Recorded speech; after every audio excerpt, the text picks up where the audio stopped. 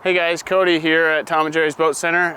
We're going to talk about how to pull your prop and grease the shaft and check for any fishing line underneath the washer underneath there.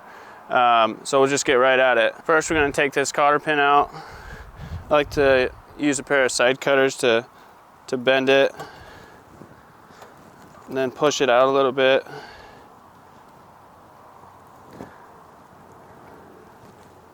Pry it out just like this, and we'll be replacing this cotter pin at the end. Then it's a 1 1/16 size socket. We actually sell prop wrenches that you can buy at Tom and Jerry's. You can get them through the internet also. You just stick a piece of wood up here to prop the prop from turning, and then you loosen the nut.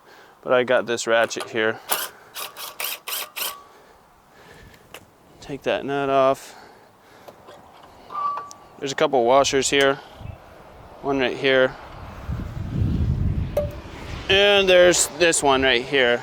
Sometimes it's stuck on there a little bit. Just kind of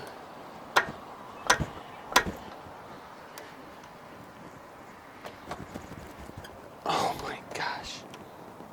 Pop it loose. That one was a bugger. And you want to check for any fishing line that your prop shaft might have sucked up through the water, because there's a prop shaft seal back here which keeps all the gear case oil in and the water out. And if there's fishing line around there, it'll start to destroy that seal, and you'll end up either leaking oil out into the water or getting water into your gear case, which is not good. So to put this back together, we'll just grease this up, put that washer back on, throw the prop back on with a new cotter pin.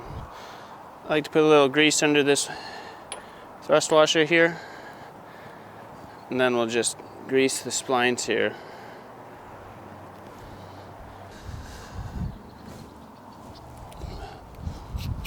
You want to make sure these are tight when they go back on. You don't want them loose, so make sure to line up that cotter pin hole too. There it is. Put a new cotter pin in. There's a long side and a short side here.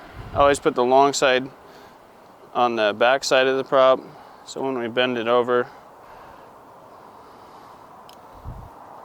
it'll wrap right around this prop nut.